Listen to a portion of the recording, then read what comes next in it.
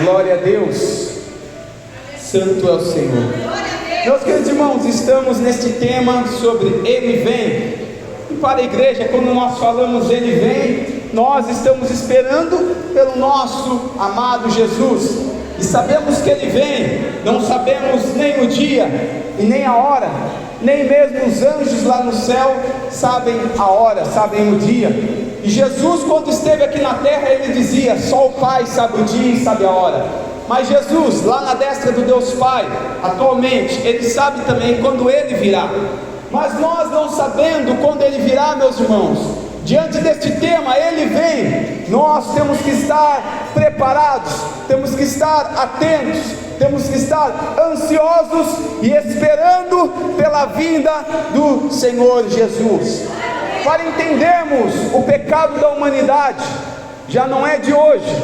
Nós vemos na época de Noé, Gênesis capítulo de número 6 e versículo 3, o Senhor dizendo que o Espírito dele não contenderia com o homem, mas que os dias de vida do homem seriam de 120 anos. Então lá na antiguidade, na época de Noé, os homens viviam muito mais tempo do que hoje em dia. Se nós formos ver pela história, Adão viveu 930 anos, logicamente depois de sair do jardim do Éden, porque até então, enquanto ele estava no Éden, ele estava ali na eternidade, não havia morte, então ele viveria ali para sempre. Mas quando nós começamos a contar a idade de Adão, é a partir do momento que ele foi expulso do jardim do Éden, por comer do fruto proibido e pecar contra Deus. E vemos que Adão viveu 930 anos, Enos viveu 903 anos, Enoque só viveu 365 anos, porque ele andou com Deus e Deus levou para si, então ele viveu só 300 e poucos anos. Vemos que Matusalém, que foi o homem que mais viveu na face da terra, ele quase viveu um dia de Deus, hein? Porque um dia para Deus é como 1000 anos, 1000 anos como um dia. Então Matusalém não chegou a viver 1000 anos, então ele não viveu um dia de Deus, mas foi o homem que mais viveu na terra, 969 anos, e Noé viveu 950. Aí esta palavra em Gênesis capítulo 6 versículo 3, o meu espírito não contenderá mais com o homem, os anos de vida do homem será de 120 anos, e nós vemos que o que Deus fala, Ele cumpre. Então você vê daquela faixa de 900 anos, Jacó 147, José 120, e hoje o pecado está tão terrível, que a gente nos 50, 60, a gente já está falando: meu Deus, dá misericórdia para mim, 80, a gente já está cansado, meus irmãos. Tudo isso é por conta do pecado. Nós vemos que Deus, Ele trouxe algo, não por odiar o homem, não por, aleluia, querer aplicar juízo ao homem, mas o principal, por amor ao homem. Imagina homens terríveis na face dessa terra, como está hoje em dia, vivendo 900 anos, o rapaz fazendo mal, matando, roubando, destruindo, e 800 anos, cheio de vigor e matando, daqui a pouco 900 anos, imagina, meus irmãos. Mas por amor à humanidade, Deus falou: não, o pecado está grande, vai ser 110, 120 anos no máximo, para que o homem não venha fazer coisa pior. E hoje está diminuindo ainda, e nós vemos na palavra de Deus, até a questão dos filhos desobedientes aos pais, vivem menos. E nós vemos hoje em dia, às vezes, jovem morrendo, 15 anos, 20 anos, a cada dia mais, meus irmãos, as pessoas estão morrendo mais cedo, tudo por conta do pecado. E esse é o estado da humanidade, já na época de Noé, o pecado era tão grande, aí Deus pega e fala com Noé: Noé, construa uma arca para mim, porque eu vou enviar um dilúvio sobre a face desta terra. E Noé, obediente, meus irmãos, fez a vontade de Deus, e ali em meio àquela geração corrupta, e parece que nós podemos ver algo semelhante ao dia de hoje. Noé pregava, Noé falava sobre o juízo de Deus que viria sobre a face desta terra, Noé falava que Deus tinha livramento para aquele povo, mas aquele povo zombava. Noé estava falando, ele vai vir com juízo, mas o povo não ligava, não se importava. E hoje, pleno século 21, nós estamos anunciando que ele vem, e hoje não será dilúvio não, mas hoje ele virá para buscar, nos dias atuais ele virá para buscar a tua igreja. Não será através do dilúvio, não, mas ele vem aí. Assim como no dia de Noé, Jesus chega a trazer sobre isso. Comiam, bebiam, se davam-se em casamento. Hoje as pessoas querem só saber qual é o rolezinho do final de semana, qual é a balada para ir, qual é o churrascão ali, e as bebidas alcoólicas que terão. E as pessoas, meus irmãos, quando fala de Jesus, as pessoas fazem pouco caso, as pessoas fingem que é uma história qualquer, mas lá no fundo elas temem, porque elas sabem que é verdade, esta verdade do Evangelho, esta palavra verdadeira que é anunciada. Eles estremecem no profundo, porque eles sabem lá no fundo que Jesus virá, eles sabem lá no fundo que um dia Jesus virá sobre a face desta terra para levar o teu povo para morar no céu, e aqui será grande tribulação. Imagina a época de Noé. Deus teve que enviar o dilúvio, porque grande era o pecado. Mas em meio a tudo aquilo, às vezes nós reclamamos: oh Deus, não ganhei nenhuma alma esse ano, que difícil, evangelizei, ninguém aceitou a palavra de Deus. Uma vez, meu irmão, fui evangelizar lá em Campinas, entrei com um panfleto, a pessoa rejeitou. Segunda, a pessoa rejeitou. Terceira, falei: meu Deus, eu vou embora, ninguém está aceitando o panfleto. Ia falar de Jesus, a pessoa virava o rosto, fazia pouco caso. Meu Deus, eu vou embora. Porque a rejeição, quem quer ser rejeitado? Mas ali não estavam rejeitando a mim, estavam rejeitando a palavra de Deus.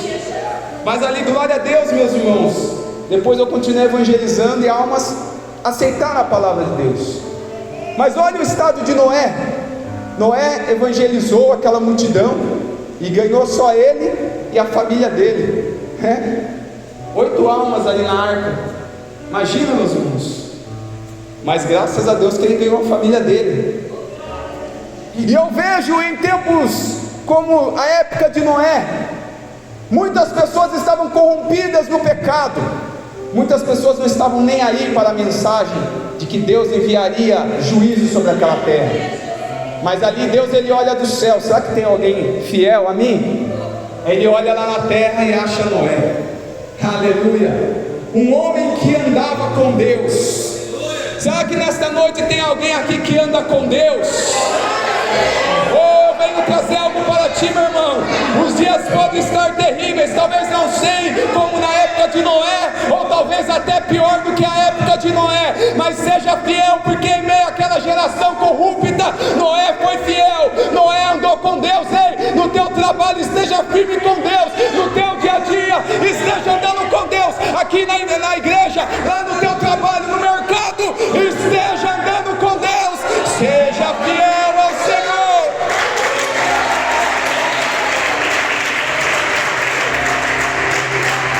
Noé era homem justo e perfeito em suas gerações, e ele andava com Deus. Ah, meus irmãos, eu fico maravilhado, até mesmo perplexo, de pessoas que tomam mau exemplos. Ah, o fulano faz errado, o ciclano faz errado, então eu vou fazer. E se o ciclano for para o inferno, você vai seguir os passos dele? Não, o teu exemplo é Jesus Cristo. Você deve seguir os passos de Jesus. Ande com Deus, seja fiel, ande no caminho do Senhor, siga os passos de Jesus Cristo.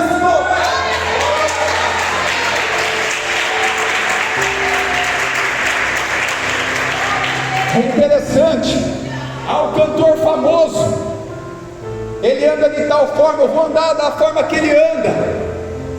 Ele não guarda a doutrina, não, eu também vou andar igual ele. Mas por quê? Porque ele tem 2 milhões de inscritos lá no TikTok, no Instagram. Então ele deve ser uma boa referência. Não, meus irmãos, a tua referência é a Bíblia, a tua referência é a palavra de Deus.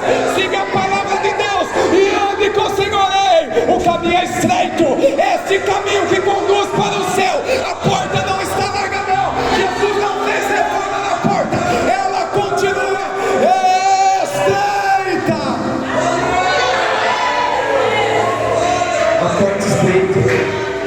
e esta porta estreita que conduz para a vida eterna. Não nos deixemos enganar, porque o diabo, ele vem de diversas formas. Se ele não consegue de uma forma, ele tenta de outra. Mas Deus está falando esta noite: ande com Ele, com Jesus, ande com Jesus. Vemos outro homem que foi fiel na terra, Enos. Enos, conforme está em Gênesis capítulo 4, versículo 26, ele foi da descendência de Sete, e Sete veio de Adão. Sete foi filho ali de Adão, e da descendência de Adão, de Sete, veio Enos. E Enos, meus irmãos, a palavra nos diz, Gênesis capítulo 4, versículo 26, então se começou a invocar o nome do Senhor. Até Enos, o povo não invocava o nome do Senhor. Adão e Eva saíram do jardim do Éden, mas não invocavam o nome do Senhor. Caim, ali não invocava. Abel, não. Lameque não invocava. Mas aí nós então vemos Enos, ele invocando o nome do Senhor, buscando a presença do Senhor, em meio a uma geração que já estava corrompida, que estava crescendo ali sobre a face da terra. Caim já havia matado Abel, Lameque já havia ferido um homem e pisado no outro, e o pecado estava crescendo. Mas ali no meio de tudo aquilo, teve um homem que decidiu invocar ao Senhor. E nesta noite o Senhor está buscando aqueles que vão na contramão deste mundo e invocam ao Senhor Jesus.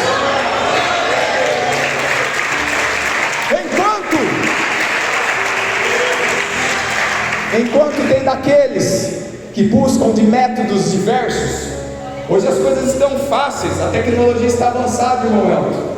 Quer montar um sermão? Só digitar lá na inteligência artificial, a inteligência artificial te dá um sermão. Orar, irmão Elton, ouvi falar que tem uma máquina de oração aí nos Estados Unidos, coloca uma ficha e deixa orar por ti. Hoje está tudo fácil, está tudo tranquilo, mas não, meus irmãos, Deus ele nos quer na contramão deste mundo. Deus nos quer malhando trigo no lagar.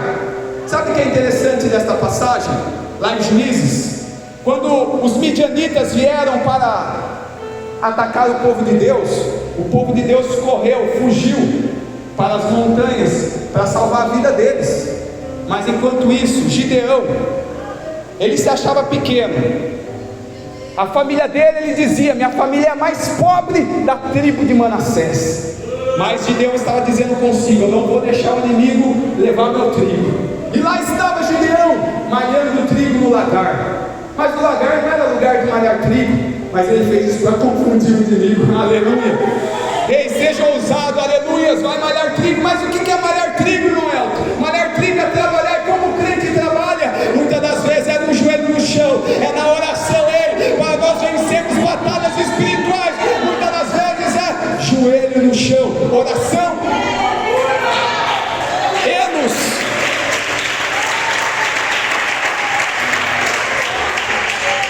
em Gênesis 4, 26, Enos invocou o nome do Senhor.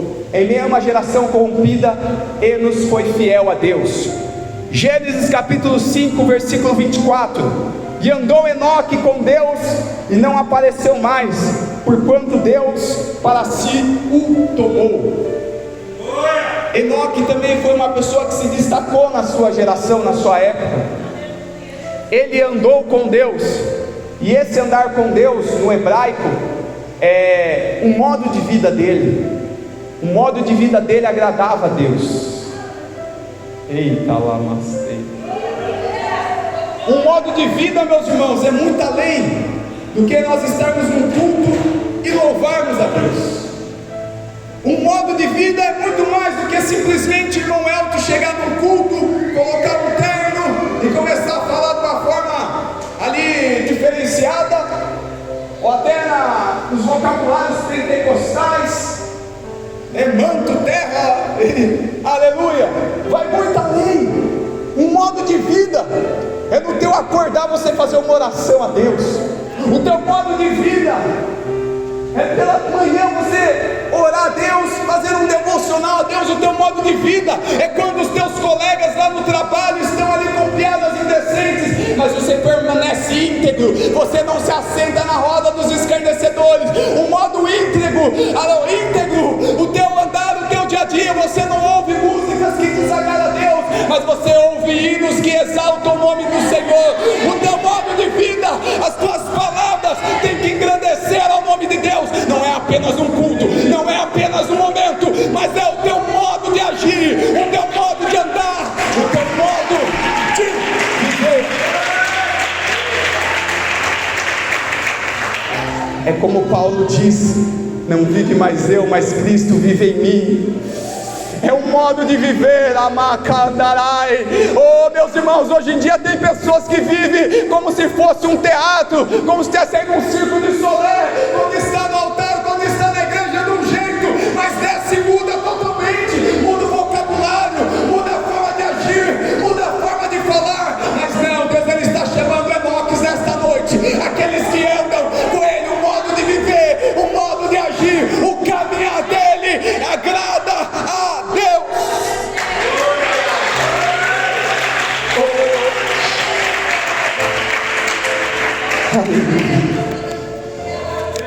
Nós temos feito a diferença, meus irmãos. O que os nossos lábios têm falado no dia a dia? Será que aqui nós somos uma coisa e lá fora somos outra? Ei, Jesus vem aí, e Ele quer nos encontrar, aleluia, esperando Ele em consagração, vivendo uma vida em santidade. Na época de Noé, o dilúvio veio. O Senhor tinha prometido, e veio o dilúvio, e o povo não estava atento. Mas Noé estava atento, que Noé estava trabalhando e pregando. Parece, né, meus irmãos, como nós vemos Neemias, no caso Neemias com uma mão trabalhava na obra do Senhor, com a outra mão já estava atento para se o inimigo viesse. Muitas das vezes no crente a gente não faz só uma coisa, a gente faz duas, três, né? E assim, Noé ele fazia mais uma coisa. Enquanto ele trabalhava na arca, ele já ia pregando. Mas terminou a construção.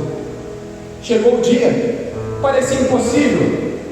Talvez quem olhava aquela construção, passou 10 anos. O que será que esse homem está fazendo?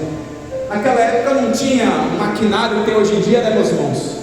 Hoje em dia, para a pessoa, por exemplo, construir um carro, tem algumas fábricas aí que a pessoa constrói um carro em minutos, sem mãos humanas, só com robôs, para você ver como está avançada a tecnologia.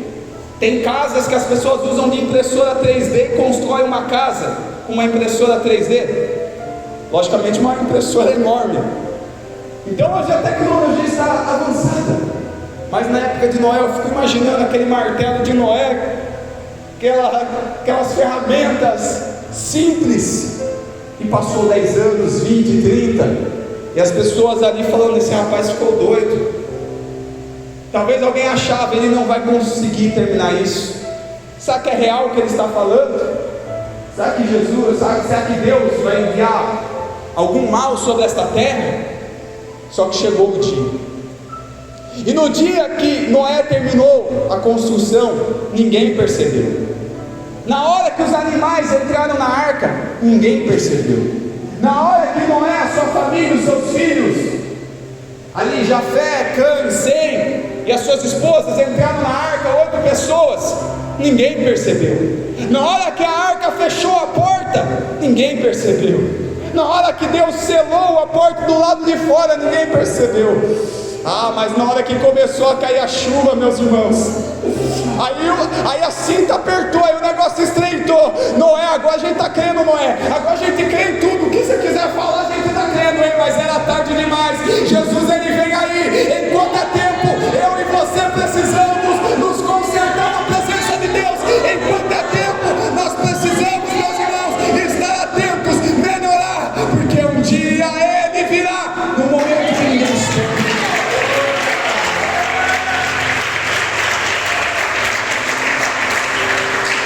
Momento que ninguém espera.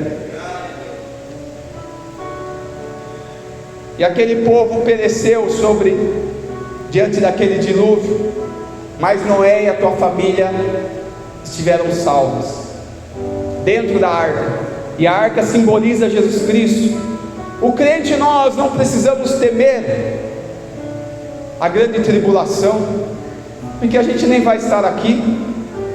Aí aqueles que creem, né, que vai passar na grande tribulação, falando, não é o que está doido. Não, eu creio que a gente vai subir para o céu.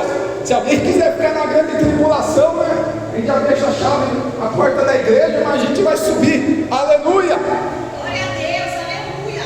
Então nós não precisamos temer. A vinda de Jesus, meus irmãos, para aqueles que estão sem Jesus, será um dia terrível. E eu lembro disso, certa vez que eu sonhei, que eu estava diante do trono branco de Deus. Ou seja, já tinha passado a vinda de Jesus, já estava lá no trono branco. E eu, diante daquele sonho, eu fiquei com medo, fiquei desesperado, porque trono branco de Deus é julgamento, é juízo, condenação. E eu não estava com Jesus, e mesmo não tendo muito entendimento da palavra de Deus, o Senhor me trouxe essa visão. E eu desesperado, tentando acordar, eu falei, nossa, agora acho que não é sonho não. Agora eu estou ali perdido. Agora eu estou condenado e desesperado, meus irmãos. Aquele lugar branco, e só via parte de um corpo de um grande homem, que eu creio que era Deus, sentado no trono. E desesperado, tentando acordar. Aí acordei até suado ali, no desespero. Mas ali foi um alerta de Deus, para eu vir para a presença dele. Então, para aqueles que não servem a Cristo, será um dia terrível. Por isso que as pessoas não querem ouvir a mensagem. Por isso que as pessoas ignoram quando você prega sobre a vinda de Cristo. Porque esta mensagem, para quem está no mundo, não é uma mensagem agradável, mas é uma mensagem de amor de Deus. Porque a vontade do Senhor é que nenhuma alma se perca, mas que todos venham a ser alcançados pela misericórdia do Senhor e venham ser resgatados e possam ir morar no céu. A vinda de Jesus, para nós aguardamos o arrebatamento da igreja. 1 Tessalonicenses capítulo 4, versículo 16 ao 18. Porque o mesmo Senhor descerá do céu com voz de alarido, e quando a palavra diz a voz de alarido, é grito de guerra. Então o mesmo Senhor que foi para o céu, o nosso Jesus, Ele prometeu voltar, e Ele virá do céu com voz de alarido, com voz de arcanjo, com trombeta de Deus, e os que morreram em Cristo ressuscitarão primeiro. Mas não vai ter isso de um ir na frente, o outro, né? Que nem quando a pessoa, lembra na época de escola, pegar merenda, ia correndo, né, para ver quem chegava primeiro para pegar merenda. Não, com Jesus nós vamos subir juntos. Os que morreram em Cristo vão ressuscitar, e depois os que estiverem vivos, juntamente nós iremos morar no céu, e estaremos para sempre com o Senhor Jesus. E Paulo escreveu esta carta aos Tessalonicenses dizendo, olha, consolai uns aos outros com essas palavras, porque os irmãos de Tessalônica, eles viram alguns dos seus irmãos morrendo, porque uma hora nós vamos morrer. Eles pensavam consigo, mas o Senhor falou que vai voltar, mas nossos irmãos morreram, e agora? Aí eles ficaram tristes, mas daí Paulo consolou eles, dizendo, não, fica tranquilo, aqueles que morreram em Cristo, eles vão ressuscitar, e nós que estivermos vivos, vamos junto com eles subir aos altos céus. Essa é a esperança da igreja, meus irmãos. Jesus, Ele morreu na cruz do Calvário por nós, para que nós pudéssemos ter essa esperança de ir morar no céu. Não fique desesperado com as coisas desta vida, mas confie no Senhor.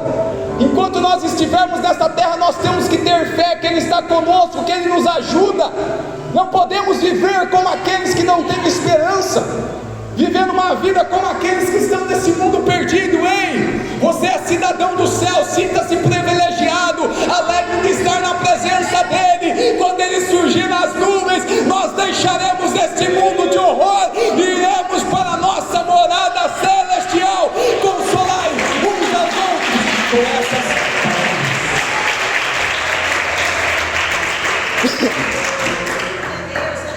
Aos Coríntios, Paulo escreve também, 1 Coríntios capítulo 15 e versículo 52: num momento, num abrir e fechar de olhos, ante a última trombeta, porque a trombeta soará, e os mortos ressuscitarão incorruptíveis, e nós seremos transformados.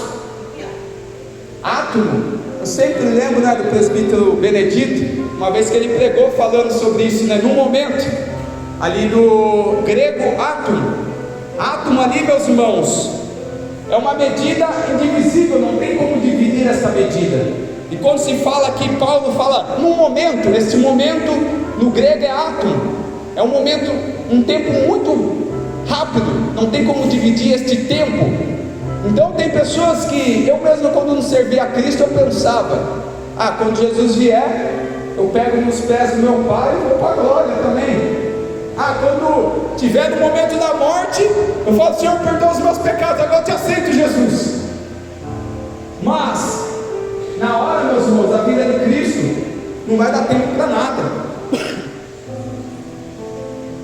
A gente piscar os olhos é rápido, mas esse tempo átomo é muito mais rápido. Não tem como dividir esse tempo, é o menor tempo possível, num momento. E Paulo está dizendo, no abrir e fechar de olhos, porque ele pensou, vou falar num momento, mas como eu posso dizer algo muito rápido? No abrir e fechar de olhos. Mas átomo é muito mais rápido do que isso. Por isso que nós temos que ter essa conscientização, ele vem, e nós temos que melhorar hoje, e não pensar no último momento, no momento da morte, porque até a morte às vezes não dá tempo, né? Não dá tempo nem da pessoa pedir perdão, dependendo do que acontece. Um ataque fulminante, misericórdia, irmão. A gente não sabe da nossa vida, mas ele vem. Ele já veio para muitos irmãos queridos que estão nos braços do Pai. Ele canta lá Maia, e ele virá para nos buscar, meus irmãos. Nós estamos aqui só de passagem. Desfrute do que Deus tem para ti nesta terra, mas não se apegue nesta terra de tal forma, Senhor, eu não quero, não me dá mais uns 30, 50 anos aqui nesta terra para depois ir para o céu. Não se apegue nesta terra desta forma, que o nosso coração esteja lá com o Senhor. Paulo dizia, eu quero estar com Cristo, mas aqui tem os irmãos da terra, o que eu faço? Eu vou para a glória ou eu fico com os irmãos aqui? Agora eu estou num dilema, mas por conta dos meus irmãos, eu vou ficar um momento mais pregando, evangelizando, mas o desejo de Paulo era estar na glória com Cristo. A igreja não pode perder esse desejo, não podemos simplesmente vir num culto por vir, não, nós temos que desejar, ansiar por Jesus, que o nosso principal assunto seja falar de Jesus Cristo.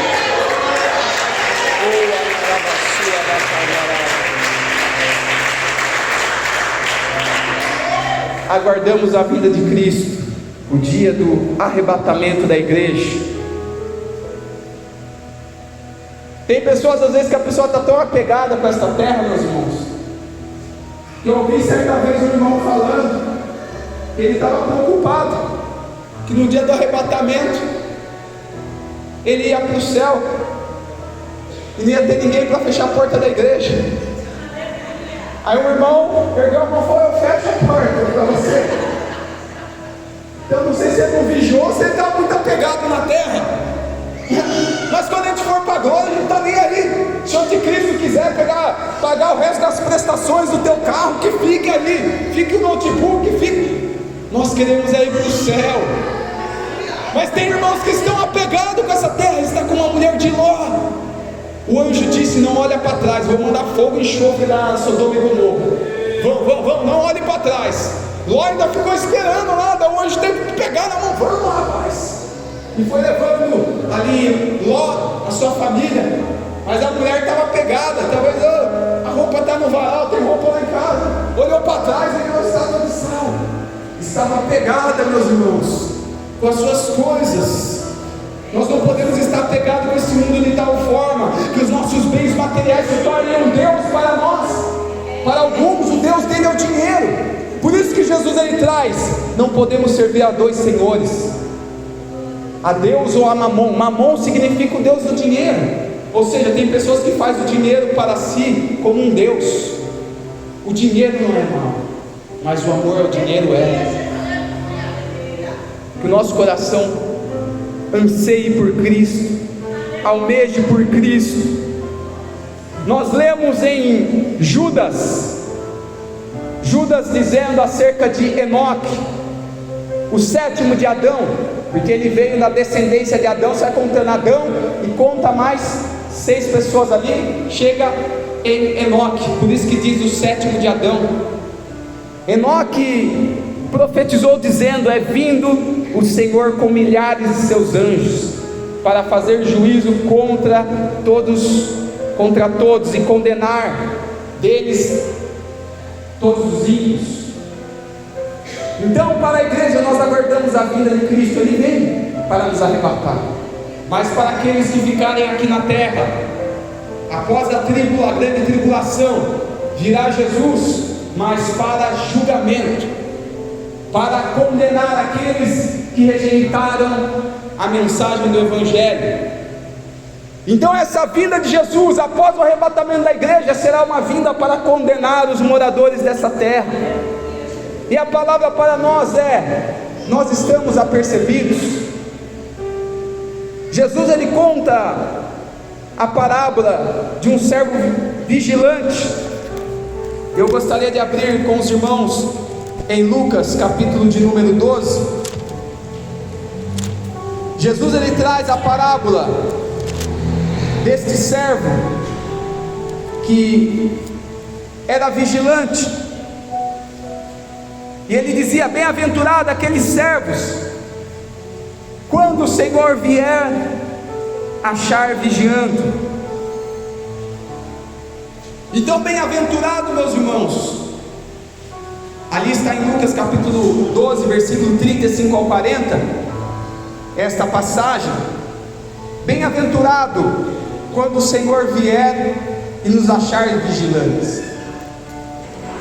Eu vi uma vez um irmão muito querido contando, quando ele não servia a Cristo, que era zelador, e ali o patrão dele saiu, e ele pegou ali para aproveitar. O patrão tinha saído, só que um belo dia ele não esperava que o patrão vinha de surpresa. Aí estava aproveitando tudo ali. Aí o patrão chegou lá na chácara e pegou ele de surpresa. Pegou o servo dele ali totalmente desatento. Então, quando se fala de vigilância, é quando o nosso Senhor vir nos encontrar ali servindo. Trazendo esta analogia, o patrão e o servo ali que serve na chácara, ali na casa. Quando o patrão chega, ele quer encontrar a casa arrumada, o Senhor servindo, talvez até fez a comida ali para o patrão, a comida está bonitinha ali, aquela comida cheirosa, aquele feijãozinho feito na hora. Mas agora imagina, o Senhor vem de surpresa, o patrão encontra a casa toda desarrumada, o servo fazendo uma balada dentro da casa lá, bagunçando, bebendo, espancando seus conservos. O Senhor ele vem aí, e como ele vai nos encontrar? Estai apercebidos, porque virá o Filho do Homem a hora que não imagineis. Eu já venho caminhando para o final desta mensagem, e eu lembro na minha infância, quando eu estava na 4ª série, eu fui para um acampamento com a escola. Lembro até hoje o nome do acampamento, era Nosso Recanto. Agora onde era não me recordo. E eu tinha uma meia furada. Aí eu pensei comigo: vai estar dentro do sapato, o que vai dar de errado, Por exemplo, é que eu estou vendo os irmãos, as irmãs, com todo respeito, até eu aqui, se a meia estiver furada, ninguém está vendo. Aí eu pensei assim comigo. Aí fui lá para o acampamento, e tímido que eu era mais tímido do que hoje, do que atualmente. E fui lá no acampamento. Aí chegou a noite, a gente foi fazer uma brincadeira lá na quadra. Aí a instrutora falou: vamos agora todo mundo tirar o sapato, vamos colocar o sapato no meio da quadra. Meu Deus, eu falei: misericórdia. Aí tirei o sapato e ficava tentando colocar um pé em cima do outro para esconder o buraco da meia, que não estava pequeno. Ali eu fui pego desapercebido, não esperava por aquilo.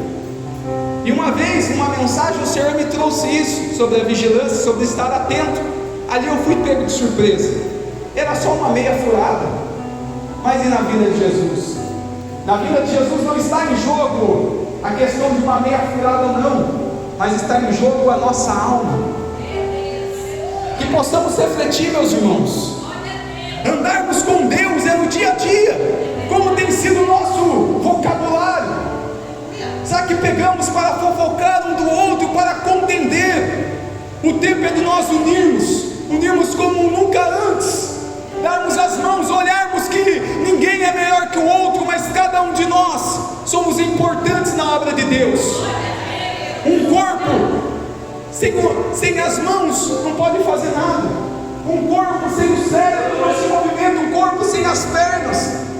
Um corpo, se o rim dá problema, o corpo inteiro sofre. Se um dente dá problema, dói na cabeça. Ou seja, cada membro, até aqueles que você nem vê, o coração ali, são importantes. Cada um de nós temos a importância na obra de Deus. Deus, Ele chamou cada um de nós, meus irmãos. Estejamos firmes, estejamos apercebidos, porque Ele vem aí. Não é conto da carochinha, não é conto de fadas, não qualquer uma história fictícia, mas é real. Ele vem para buscar a igreja dele, e a cada dia o relógio de Deus vai andando, a cada dia vai se aproximando o grande dia, este fenômeno, esse grande acontecimento do arrebatamento da igreja. Eis que veio sem demora. Eis que veio sem demora. Guarda o que tu tens, para que ninguém tome a tua coroa. Guarda o que tu tens. Guarde a tua comunhão com Deus.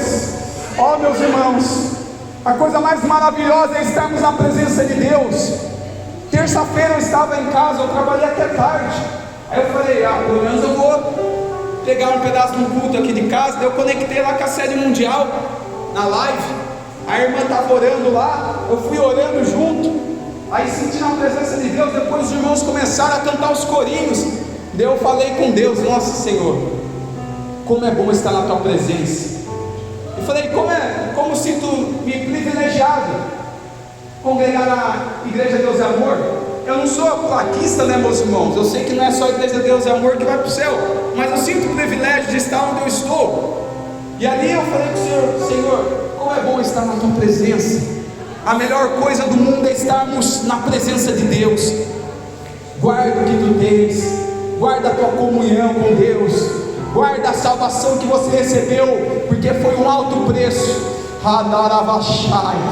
Foi preço de sangue derramado na cruz do Calvário, dê valor à morte de Cristo, e aguarde vigilante, atento à vinda do Senhor, pois Ele vem aí. Quem recebe essa mensagem, exalte ao Senhor.